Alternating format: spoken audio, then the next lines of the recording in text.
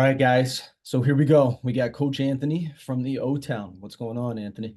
Hey, Adam, what's up, man? How's it going? Good, brother. Obviously, we see each other all the time, but why don't you just give a little intro to everybody that's listening here, just about you, and more importantly, how you got to where you are now. So before Varsity House. So before Varsity House, it's kind of a blur. Just grew up in New Jersey all my life, born and raised in Patterson. Um, Shout out to Patterson. Kind of, rough upbringing, but I cherish it because it made me who I am. Taught me a lot. Um, got into fitness, and it kind of changed my life from there. I was really not on a good track until I got into fitness, and it really, gave me the discipline, kind of got things in order for me. And once I When got was into not that, to Yeah, not to cut you off, sorry, but when was that? So obviously, you grew up in Patterson, you're not on a good track.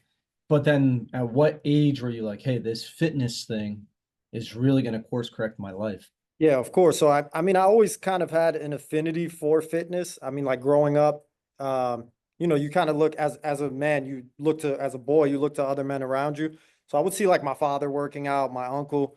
It always intrigued me. I never thought it was something I would like pursue as an actual career. Um, but I was always, even growing up, athletic. I love to play sports. Obviously sports fitness goes hand in hand.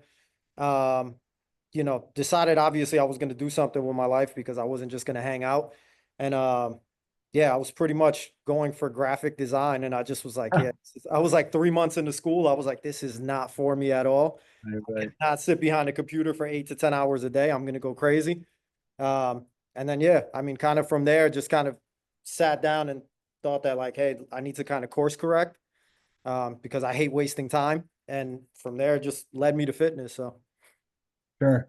And you mentioned how you saw the influence of your uncle and your dad training. And what drew you specifically to coaching, like private sector coaching and working with people, as opposed to maybe going more of like a traditional strength and conditioning route through a school because you played sports? So I would say, um, really the way that I came into like coaching altogether is really what drew me to like training more so like general population, general health and fitness. Sure. It kind of started out helping my cousin. My cousin's a little younger than me. Um, kind of got him in the gym with me because he always was kind of self-conscious. He started seeing really good results working out with me. And at that time, I was a complete novice. I didn't really know what I was doing. I just had the drive Sure. that he Of didn't have. course. So from there, it was just kind of like contagious. He kind of fed off of my energy and he kept coming to the gym with me. And then, he was saying people were commenting on how great he looked, how, kind of seemed like a different person. And then one day, him and I were just hanging out, just having a regular conversation. And he just kind of dropped the bomb on me that I'll forever remember. He was like, "Hey, man, you're really good at this. You should be, you should be a trainer." And at that point in my life, I had never even, not once, I'm not lying to you, I had never considered it. And for some reason, it was like his voice echoed in my head, like for weeks. I just was like, why do I keep thinking about this? So from there, I was like, you know what? I keep thinking about it so much, it must mean something. Let me just pursue it and see where it takes me. Sometimes you got to just take a chance in life. And yeah, all these years later, that's really what got me into coaching. It's so funny you say that because I have a similar story, but so do a lot of other coaches where you start doing something yourself. And this is a funny word, but I feel like everybody has their pupil. Yeah, And exactly. then you start coaching them, and then you realize you naturally like to help and coach people. I Exactly. remember I had a buddy in college, and we're still really good friends to this day. And it was like we were excited about reading the newest training, going into the college weight room, and I was coaching him and helping him. And I didn't even consider that this would actually be like a career where you would get paid. And which leads me to telling you like you've been in the game for a long time. So Yeah. that was a long time ago. Fast forward now, 16, 18 years later.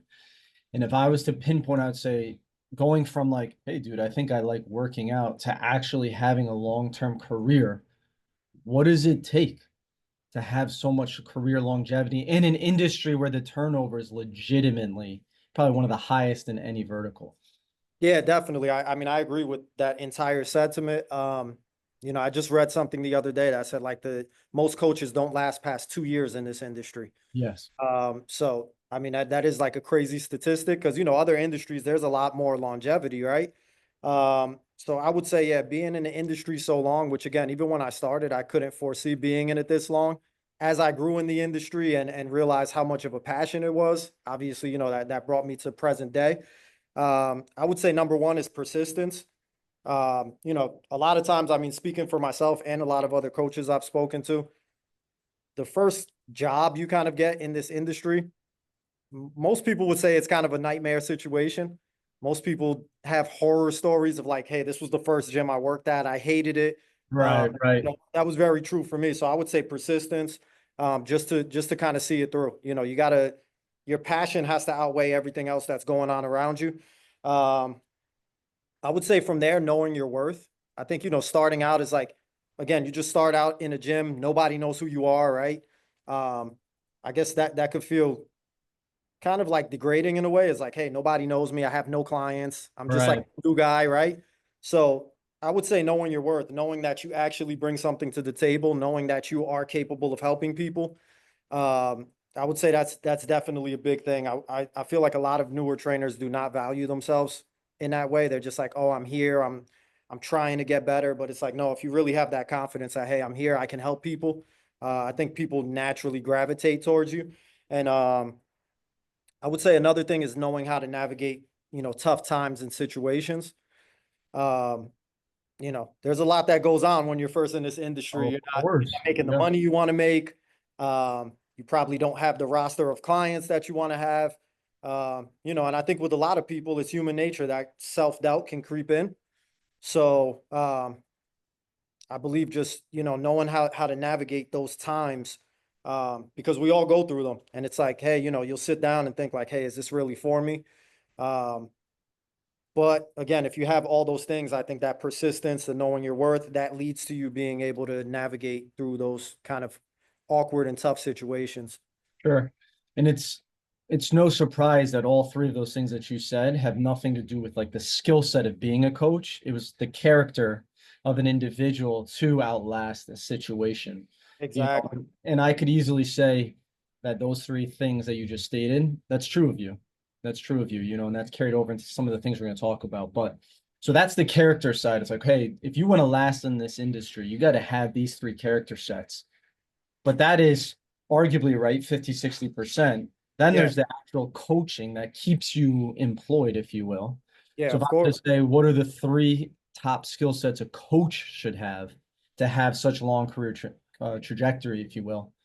What Yeah, are sure. So I would say number one is just kind of, it's kind of bold. So communication, obviously, as coaches, we are communicators, sure, we are teachers. So just kind of as you go along, kind of mastering the intricacies of communication and kind of knowing the ins and outs. Um, and that could even go so far as the way you communicate with different clients, right? So, I might have some people where, hey, we start talking about sports, that kind of sets the mood, and they're feeling good now. We had a good sure, conversation, and then we get into the workout. Whereas I have some other people where it's like, hey, let's just get right into it, right? But I know based on the client how I'm going to communicate with somebody. So I feel like sure. communication above all else. Um, I mean, if you're able to communicate at a very high level, I would say not just training and coaching, it makes a lot of things easier in life. But I always look at it like with a client, it's a relationship, right? Of So course, we want to communicate, we want to have those open doors of communication, open channels. Um, and I think when you communicate clearly with people, that's where the buy-in happens, right? Because people come in, they don't know me, they don't know you. What sets us apart? of But course, they see that like, hey, these guys communicate with us openly. We're able to communicate back. Kind of that trust is built.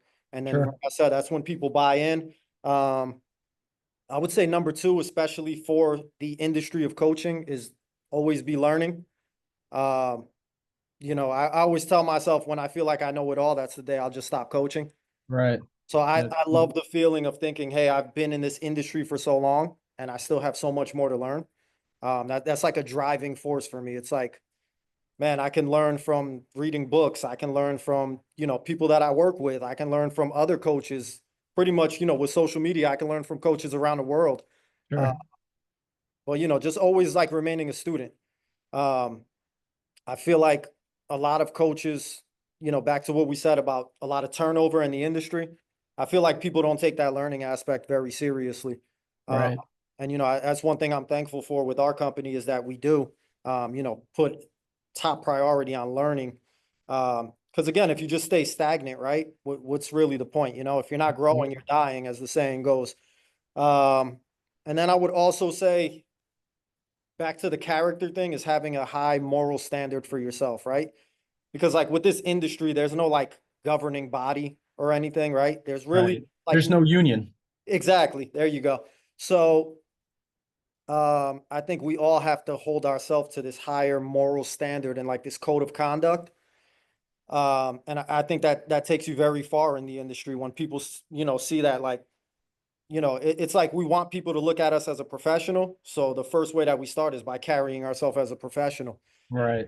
Um, I think that kind of resonates with everyone. I think once they see how you carry yourself and like, okay, this guy's very professional. He's about what he says he's about.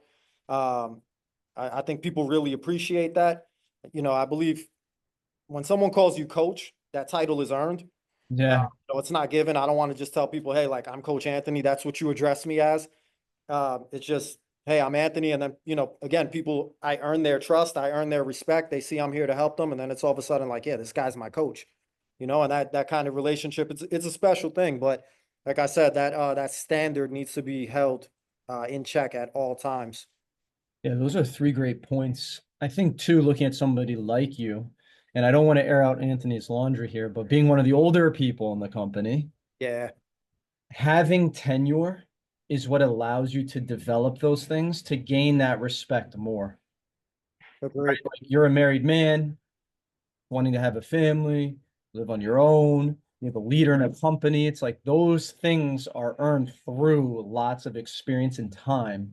Versus Yes, if you were a 22, 23-year-old dude and it's like, hey man, you dating anybody? No, I'm kind of just hanging right now. Oh, where are you living right now?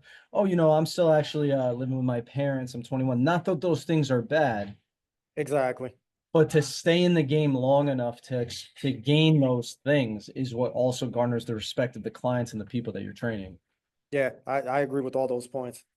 So knowing that, so those a lot of the things you talk about are character sets, not really the X's and O's, some of the learning, and I know you're really disciplined in your X's and O's.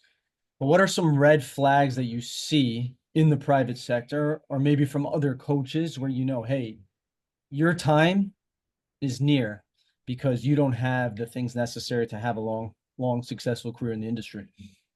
I think one red flag that pops up immediately is like coaching not really being someone's true passion. I think sometimes people get into the job because like from the outside looking in, it's like, hey, it looks like a cool industry. And it's like, hey, I worked out before I can do this. Right. Um, to me, kind of at the core of it, you have to want to help people, right? People have problems. You have to want to provide the solution. I think if that's not your driving force, then that's what would lead to kind of, burnout and not being able to stay in this for the long run. Um, so I would say that's definitely a red flag. I would also say, people not being prepared for what the day to day is going to look like. Um, I mean, I think people just think like, hey, like, yeah, I'm going to coach, I'm going to work out, and that's it. Right. But Not being obviously, organized. yeah, as we know, there's a lot more behind the scenes that goes into it. So, whether it be meetings, which we constantly have, whether there is, client management on the back end, um, once you get higher up in the ranks, sales calls, consultations, all of those things. I think coming in as a new trainer, people do not think about that at all. And I wouldn't say it's really their fault. I feel like they're not even told about that part. Sure. So, I feel like things like that, when they come up unexpectedly and you're like, wait, this is not what I signed up for. Again, like I said, I feel like it could really lead to burnout. Um, I wish there was like some kind of course or something that taught trainers like, hey, listen, if you want to get into this, this is what it's going to look like. Right. 'Cause I feel like even with college and nothing tells you what the day to day is going to be, right? So I feel like that leads to a lot of people dropping out of the industry because it just doesn't live up to their expectations, so to speak. Yeah, that's a fair point. And obviously that's why we've created the Business Strength. We have this podcast too, is to teach others and organize others in terms of what it takes to run a successful private sector business. But I think that's a great point that you make too, in terms of the unpredictability of a day. People don't know what actually drives a career and a business forward. So they mistake activity for achievement, as Dan loves to say, right? But Yeah, I think that's the truth, right? Where if you don't have predictability in your day, in your weeks, in your months, in a guiding North Star, yeah, of course, it's like any other industry. Even if you're working at a big company, you're just like, hey, where am I going? I need a change here. exactly. With that being said, so it's like, okay, you have a lot of experience, you've developed the skill sets, the character traits, you've endured a lot because, I don't want to speak for you, but you've moved to different places seeking for that next opportunity because of your self-worth. And then Varsity House rolls around, just point blank, what drew you to us and what we got going on? So, I mean, what drew me to Varsity House, first of all, was just frustration with the industry in general. Having been in the industry for a long time, I just, kind of canvassing and looking around, not just in my own position, but seeing, what I saw with other trainers. I was just very frustrated. Um, I felt like I had reached a point almost where, was I at my capacity? I didn't internally feel like that, but I was like, hey, maybe there's not another opportunity for me. Um, so yeah, really that frustration and lack of growth opportunities. So then funny enough, I'll try to make it a short story. I had never even heard of Varsity House before 2023. We're So not offended. yeah, I was working somewhere. I was a fitness manager at another gym. Um, my assistant manager, uh, he was actually back in the day one of Coach Joe's students. So he had mentioned Varsity House to me one time. We were having a conversation. We both were not happy with where we were at. Uh-huh. We had in our office, just had an open, honest conversation. And he mentioned Varsity House. And I was like, where's that? He was like, oh, they have one right in Ridgewood, but the headquarters, he started telling me about it. That was the first time VH was ever on my radar. Um, and then fast forward a couple months later, he said, hey, listen, I heard that they're looking for people. So kind of did my research. And then that led to a conversation that I had initially with Coach Joe. Yep. Uh, had a really good conversation. I was like, okay, guys seem legit. And then, Right. yeah, I mean, fast forward to now. I mean, this year will be 2 years I've been with the company. Yep. So again, kind of like life just kind of throws things at you sometimes, right? Like I said, having never heard of the place, and then all of a sudden, being here as like a leader in the company almost 2 years later, it's kind of crazy to backtrack and look at that. But yeah, For that's sure. kind of how the story went. Yeah, and I think, that is why we're on the mission that we're on, to try to provide long-term careers for individuals in the industry. And I think it draws talent like yourself, right? Where there's people who want more, they're capable of more, but they're not in the right opportunity vehicle. And so Yeah. that is why we really talk about, hey, this is where we're going, this is our mission, who wants to be a part of it? And I think it's fair to say that our expectations are high, but we provide our team with the resources necessary to be able to hit those goals. Yeah, I agree. And it's also like, the company has a mission. And then for me, that made it easier, um, knowing that you guys already had a game plan, kind of seeing where I could fit into that, right? Whereas Right. if the company had no mission, no guiding principles, it's like, okay, I don't know where they're planning to go. How do I know if I'm the right fit? So Right. No, that's a great point. So you get on board, right? We do our interview, you, me, Joe, Dan, Mike, we all talk in a room for a long time. And it's like, all right, this guy's the guy. Then we literally say, we're going to launch a new gym yeah, and you're going to be the guy. yeah, And this is statistically accurate. We are 4 members away from doing 100 members in under a year. yeah. That's no joke by any launch standards, marketing standards, fitness standards, conversion rate standards. It does not matter. That's what we did. So when we launched, and we came together with the game plan, we're like, hey man, this is what we're gonna do. Here's the expectation. What was the first thing in your mindset where you're like, oh my goodness, like, all right, First thing on my mind actually was I got this. That was the first thing I told myself, man. Sure. Just extreme confidence and self-belief.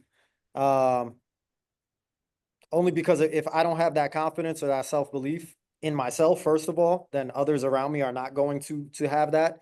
And I also have to be sure because, it's kind of like, again, it's a relationship. We came together. Hey, you guys entrusted me. I put my trust in you guys. And it's like, okay, I have to believe that I'm going to do this. So I would say that was definitely the first thought was like, okay, I got this. Yeah, which is awesome. I think that's just a further exacerbation of your character and also why you've had your tenure. However, it is true there were some obstacles that we faced along the way. So if I was to ask you, hey, we're going to do another one and we're going to be a part of that launch process, what were 1 to 3 of the main obstacles that maybe you and I, because we were the ones who were in there, what were some of the things that you felt like we experienced that we could avoid next time going into that launch? I think so I would say, especially in this area that we're in Oradell, just being a new business and kind of like there was nothing else like us around, right? So it felt like a lot of people were not into fitness already. And again, just being a new business where it was like some people had not heard of us. So you face those challenges of buy-in, people trusting you. I mean, luckily VH overall has a good reputation, so that helped us out some. Um, but just me also being a brand new face to people, right? They're like, "Hey, who is this guy?" He's he's calling me and we're making deals over the phone and Yeah, everything. yeah, yeah. And that kind of leads to my next point was, kind of building out the vision for people before it was actually tangible. Because as you know, we had sales calls and everything before the facility was even open. So Right. before people could even come and see it, kind of in its infancy, it was like, hey, I had kind of had to piece together this roadmap for people of like, hey, this is what it's going to be. This is the Right. timeline. Um, so that was, I would say, more so challenging with some people than it was with others. But again, a lot of people are, I don't believe in it unless I could see it, right? Of So, course. yeah, I would say that was a very big challenge where it was like, hey, I don't know you. This is the first time I've ever talked to you. I can't even come in and see a place. I can't come in and watch a session yet. I can't come try a session. Um, but again, I think that goes back to what I said about extreme confidence and Yeah. self-belief. Was like I was telling people like, no, this is the place you need to be at because I truly believe that. I'm like, once you get in these doors, we're gonna over deliver and help you so much that you're gonna wish you had signed up sooner. So Yeah. yeah, I would say that's really most of the challenges we faced. What do you think somewhere like, and I know them, but for you personally, just doing all of those calls leading up to the launch, what are the top 3 objections that people face in either joining a new business or just in their fitness and health in general? And what would you tell other coaches who are experiencing the exact same objections? Because it's all the same, right? It's not, if you're in Sure. fitness, you're not experiencing something that's off the cusp that's totally different. Yeah, I would say number one, obviously always comes down to price. People look at it as like I'm paying you for something, right? Instead of where I always try to reframe it as it's an investment into yourself. Like I'm just kind of the tour guide, right? I'm taking you along, but you're really investing into yourself. Like you getting in shape. I mean, yes, it brings me great joy, but physically it's not going to do anything for me, right? It's really you're doing that for yourself. And So you're verbalizing that to them. yeah, of course. I'm telling people, hey, listen, you're talking about price. A lot of times, you get on a sales call and it's kind of like, you might be 2 minutes into the call and right away they jump to price, right? Right. And I always try to tell people, hey, listen, you know, I'm gonna get to that, but let me tell you about the benefits first. You don't even know what the entire program entails. So at that point, you're not gonna see the worth in it. If I just throw out a number to you, it's kind of, what's the point? Once what this thing is all about, and you're like, wow, there's a lot of benefit there. Now, when I kind of give you the price, you're like, oh, okay, now I see what I'm investing in. There's a lot going on there. So I would say price right away. Again, being a new business, you're telling people, hey, you're going to pay X amount. They're like, okay, I'm paying this to you and never taken a session with you. Don't know how you are as a coach. Um, which leads to my next point. Again, no familiarity with me as a coach. Um, people never having been around me, never having had a conversation with me. And I always try to put myself in the client's shoes. I'm sure that could be pretty nerve-wracking. I mean, I'm a Sure. very mellow, down-to-earth guy, but especially with a lot of women, It's like, hey, I'm gonna just talk to this guy on the phone, and now like I gave this guy my credit card. But it Yeah, was always constantly keeping people in the loop. I would tell people, hey, listen, I'm gonna be sending you texts leading up to the grand opening. You're gonna receive emails. If you have any questions, don't hesitate to reach out. So I just think that follow through, you know, kind of before I even started being people's coach, let them know already what I was about. They were like, right, okay, this guy's to the point, he's concise, he's on top of things.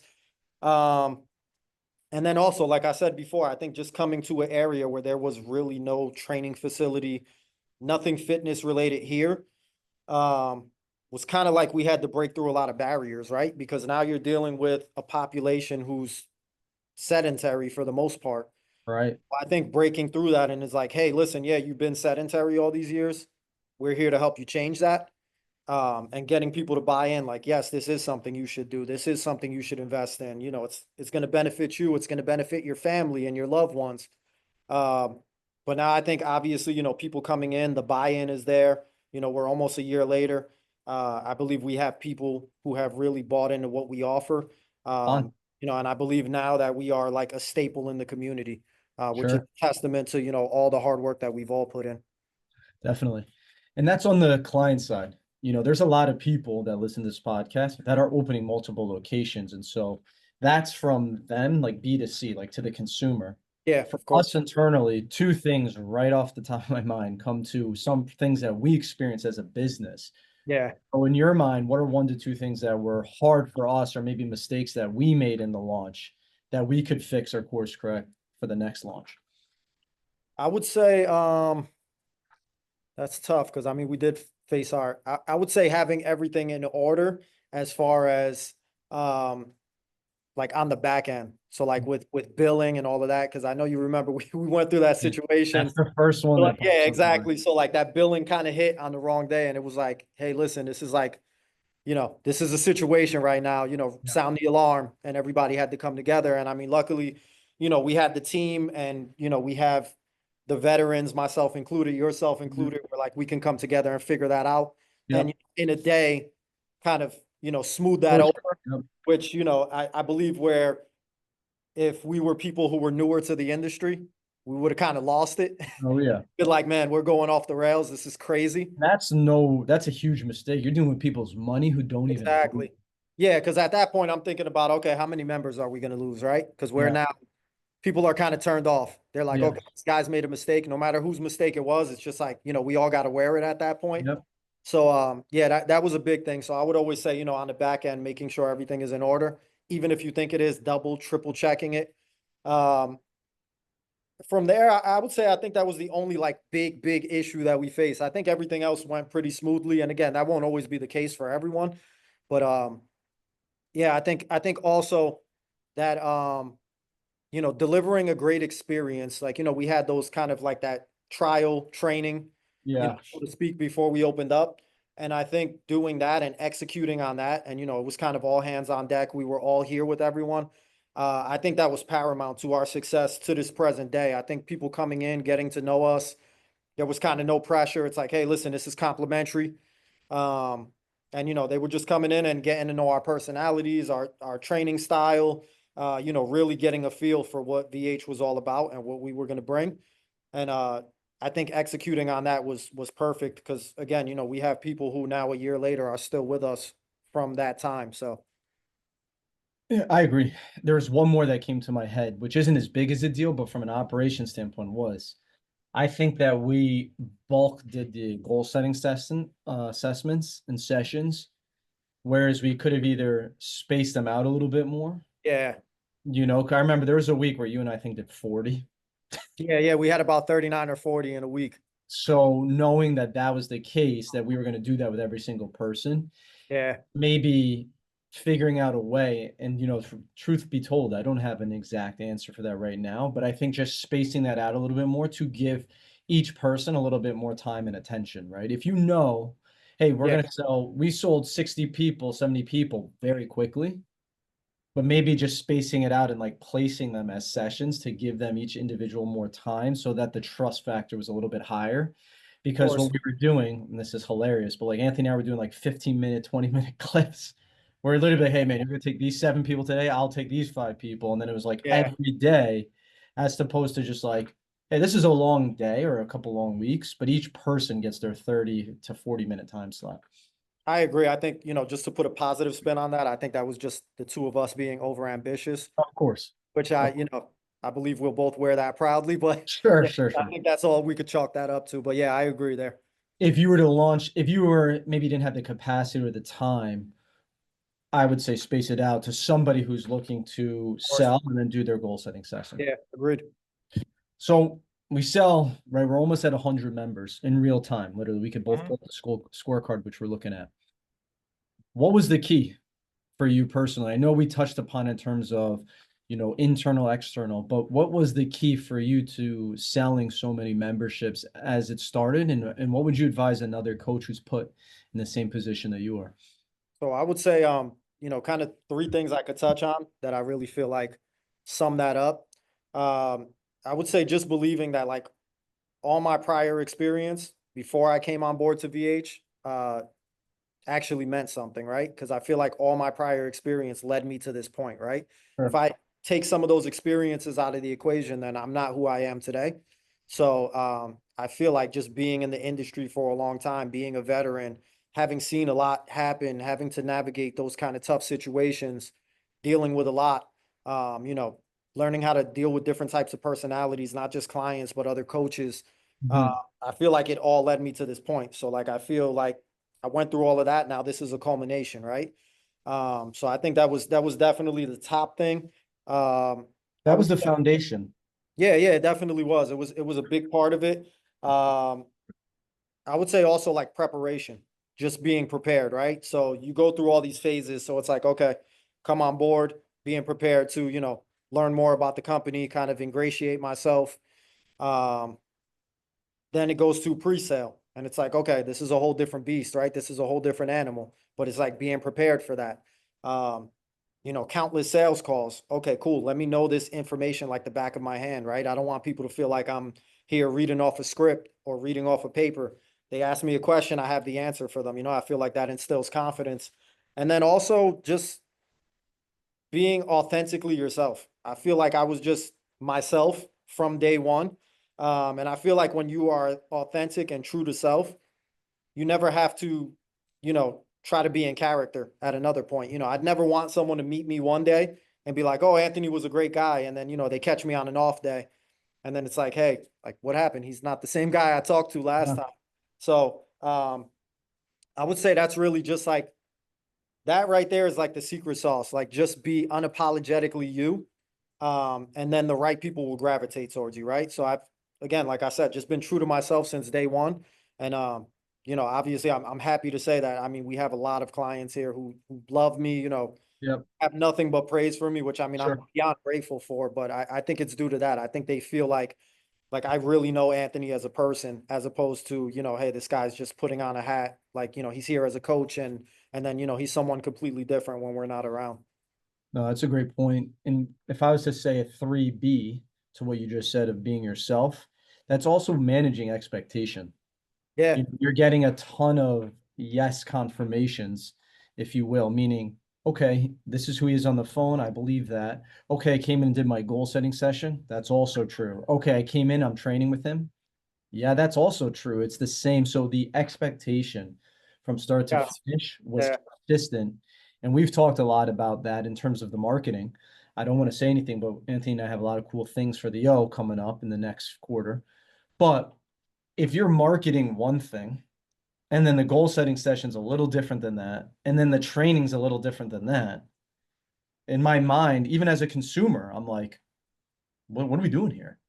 exactly. And so you being the leader, being the constant the whole time, Yeah. people just fall in line. Do you think that's fair? I feel like to your point, I feel like it just built a lot of positive momentum from us, right? Because like Yeah. you said, like now people are going through the process, they're going through the steps, and like you said, it's okay, he's this person on the phone. He's this person when I meet him for the initial consultation. He's this person when I'm coaching with him. And then it's like, all of a sudden all that positive momentum builds up. And now, almost a year later, we have these people that are still with us, you know, giving us referrals, not being able to say enough good things about us. Of Uh, course. I think it's all due to that consistency. Sure.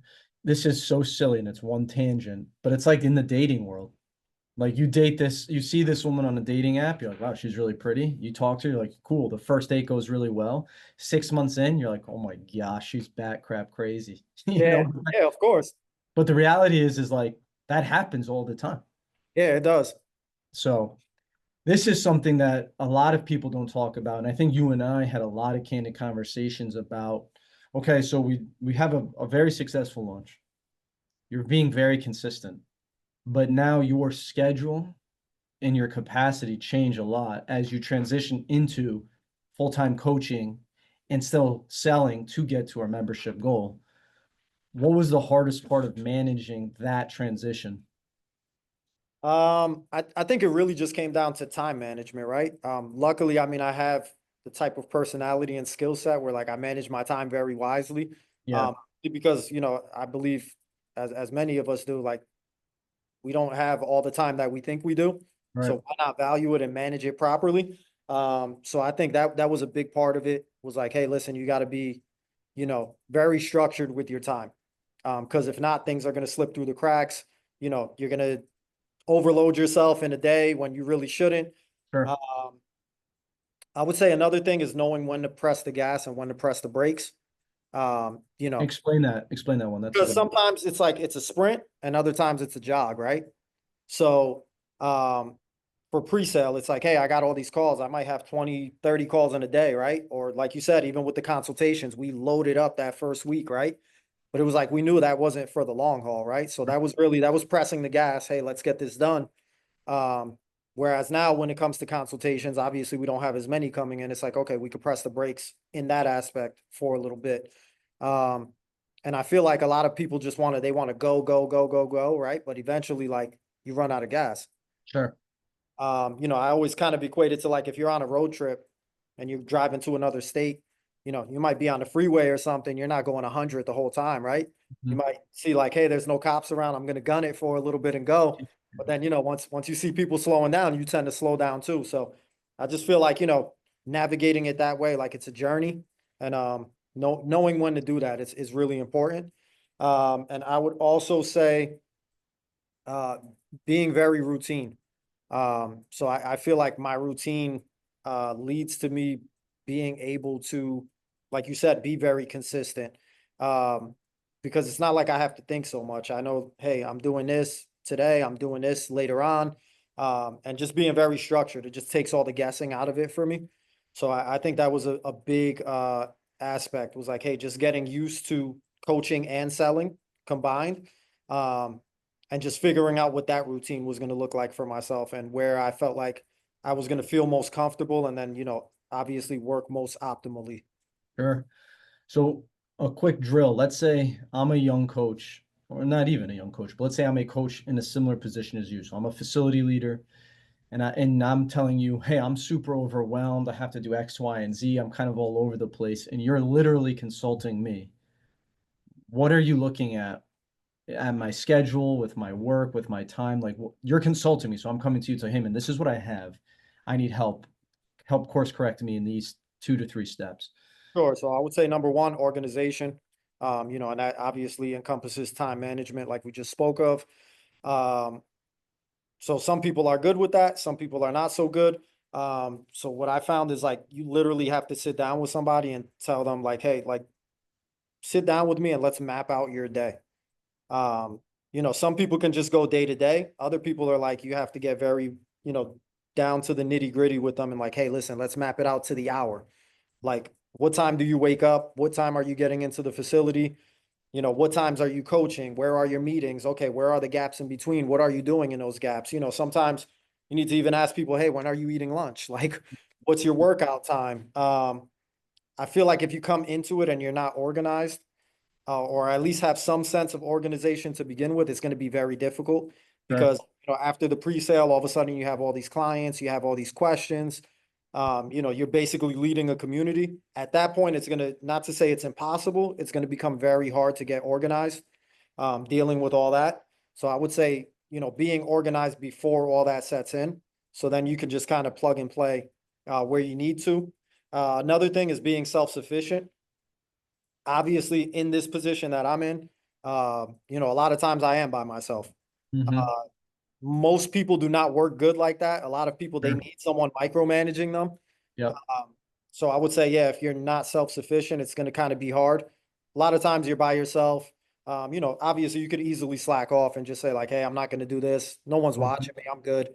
Um, but again, it's holding yourself to that standard, right? Like, yeah, people might not be watching me, but this needs to be done. I'm the leader of this facility. I'm a leader in the company overall. Um, I have to set the tone for what happens here. So yeah, I feel like people can easily get lost in that. And then I would also say remaining steadfast. So there's going to be some ups and downs, but like Dan always says, you guys know that I don't get too high, I don't get too low. I'm kind of Of course. always very even keeled and consistent. Um, and I feel like that's lent itself to this being a very, smooth, kind of enjoyable process overall. Um, where I feel like, like if something happened, like the billing issue we had, if I was someone that I just lost it, Of and then course. you guys are like, wow, like now, Anthony can't even control himself. Um, how is he going to help us fix this? Whereas like we saw, just hey, listen, this is what happened. Unfortunately, it's the case right now. Let's just deal with it. And that also goes for the highs as well. I could be here like, hey, I'm on my high horse where in the next couple weeks we're gonna hit 100 members. Um, but also like that's not enough for me. Like I want more. Like I know we all do. So like I said, just staying very balanced. Yeah, I think the first two, because steadfast is also personality. Some people just aren't, but I think they could work on the other two. Of And course. when it comes to your time audit, give an example because one of this is in real time. When talking to other coaches and or other business owners, one of the things they have trouble with is habit stacking or task stacking their day. Yeah. So in live time, just because I want to hear you specifically, let's say you coach for a little bit and you have a 30 to 45-minute gap. Most people, they scroll, they hang out a little bit. So when you're looking at your week and you have these, these gaps, if you will, where does your mind immediately go to that helps keep you in check, organized, maybe in the pipeline or so forth? Yeah, of course. So I would say I always have a list of like things that are top priority. I always keep that. Obviously, it's a running list. You cross things off, you add things onto that. So every week I have a list. So if I have those breaks or those, little lulls in time, I'm able to look at that list and say, okay, maybe this is something that might take 15 minutes to accomplish. Cool. Now I have the time. I know I got 30 to 45 minutes. Cool. I'm going to check that off of the list. I'm the type of person that I know I have this mental checklist. I hate waking up in the beginning of the day and having a lot on that checklist that's not Yeah, checked yet. So I constantly like to be checking the boxes as I'm going about my day. Obviously gives me a sense of accomplishment, and then it's also things are getting done. Um, so towards the end of the week, I don't want to have to be in a scramble and of be like, course. man, I have 5 things on my list that I still haven't done, and it's Friday now, right? Right. Just not the type of person I am. So I would say always keeping that running list. And then when you have some different, slots in your day, just again, plug and play. Just plug it in there, get it done, and then kind of off to the races. Yeah, I think a lot of people get distracted because they don't have this consistent reference point. Exactly. I agree with that. So it's just like, okay, you sit at your day and just like, what am I doing? What am I doing? Okay, get distracted. Versus training the brain to consistently refer to that reference point in your task list. And what Yeah, ends up happening is, and you know this, I preach it to our team all the time in our town halls, is you actually are able to get more done in less time. exactly. Yeah. And I mean, that's a win for everybody. So Of course. So transitioning here a little bit. Okay. That was a lot of good information. It's gonna be a lot feasible. We do a rapid fire Q&A, but I told you I'm not gonna tell you what these questions are. So I know you like to be prepared, but sorry, yeah, dude. all good. All right, number one here is what's your best lift in the gym? Best lift, man. I mean, I know when I've deadlifted before, I don't really deadlift too much anymore, but I've gotten to like 450 on the, 450, yeah, best in the gym.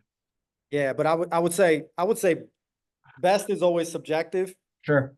I would say like I've done like weighted pull-ups with like 120 pounds. And That's your go-to, dude. That's all I see you yeah, do. yeah, I love weighted pull-ups. It's a thing of mine, always been. Weirdest interaction you ever had with a potential prospect? Oh, I got one, but go ahead. yeah, yeah. No, that's tough. So actually, this was completely not to do with VH at all. So I'll put that out there first. This was some years back. I was at another gym. I had some lady who came in and literally for days was stalking me at the gym. Like she was like coming up. She had just signed up, and like 2 days later, she was like following me around the gym while I was training my clients, to the point where like it felt kind of Yeah, weird. I'm yeah. like, somebody's watching me. So I had to go tell management about it. I'm like, listen, she's making my clients feel uncomfortable. She's like, if I would go on a treadmill with a client or something, like She's let's just say all carrying the the back. treadmills were open, she'd be on the next one next to us. And I'm like, there's Oh no. many other treadmills, right? No. Um, so I went to management and they kind of laughed about it, but they started watching the tapes and they were like, yeah, she's following you everywhere. Yeah, you got a stage five here. Stage five. Yeah, yeah, yeah, definitely. So they kindly asked her to leave the gym and never come back. That was a Oh whole my other ordeal, but yeah, we got it settled. But that was kind of strange. Yeah, yeah. The training business, you get weird people there. Yeah, of course. What's your favorite movie? Favorite movie. Oh, that's tough, but I would have to say, This matters. yeah, this really does. I don't know if I could pinpoint it to one, All but I would right, give say me. I'll give like two or three. I would say Goodfellas. Okay, That's one. And I'll say another one, Shawshank Redemption. that's great. Great pick right That's there. always been a really, and then I'll throw in a comedy too. I'll say Wedding Crashers. Great movie. Okay, I'm on Yeah. board. What are you currently reading? So right now, I mean, thanks to you, I'm reading the Five Types of Wealth from Sahil Bloom. So that's been a very impactful book. I'm almost finished with it. So that's been super impactful. A lot of good info in there. It's like Uh, a roadmap almost. it really is. I mean, there's so much to unpack in that book. It feels like one of those books that you don't just read once. Yeah, So like I said, I'm probably like 100 pages away from finishing it. I could definitely see myself like at some point, like next year, revisiting it yeah. and going through. But there's a lot of like actionable takeaways from there, Mhm. which is what I like about it. It's not just Yeah, like, hey, I'm gonna read. There's like a lot of things you actually have to sit down with and questions you have to ask yourself. So yeah, that's what I'm reading right now. sure. What is one coach or resource that you recommend to young coaches who are just getting started in the industry? I would have to say Luca Hocevar. That's somebody who I think is a great resource in the industry. And I mean, again, not only him, there's, a ton of other coaches, uh, Hmm. Joe DeFranco, Jay Ferrugia, uh, Jason Brown is someone I look to a lot for programming. But yeah, I feel like, especially as a young coach, not that you necessarily find people that you want to emulate, but you find people that you respect, right? And you Yep. find people who are further along on the journey than you are. Um, and you just kind of try to learn from them and see, kind of what their skill sets are and how that could help ultimately sharpen your skill sets going forward. And like I said, in this industry, the great thing about it is that we can all constantly learn from each other. Yeah. I mean, we see at VH, we do it every day. So, yeah, I would say kind of pick those, 4 or 5 people and just kind of, try to soak in all the knowledge that they have to give. No, those are great resources. So if people have questions, they want to find you, whether it's external people or even people in the business strength, how can they contact you? So Instagram is set the tone. So it's underscore set period the period tone underscore again. So any questions people have, they can follow me on there. They can, shoot me a DM. I always answer people. I'm definitely not that type of guy. I always try to help when I can. And as you guys will see on there, I'm always posting content, workouts, other things. I have a, lot more in store. A lot of ideas that I have, but yeah, that's where people can reach me. Cool. All right, brother. Well, I appreciate your time, man. This was great. Hey man, appreciate you having me on. It was definitely enjoyable, man. Cool. Hey guys, Adam Menner here from Varsity House Gym in the business of strength. Today we have an awesome guest, one of our own, another facility leader from the O Town, as he likes to describe it, Coach Anthony. So today we dive deep just into his journey, and he's been in the industry for a little bit and what he was doing before he got to Varsity House, and quite frankly, how we sold 100 memberships in a year and what that entailed from the character side, the skill set side, and the true tangibles that he believes you need to have true career longevity in the industry.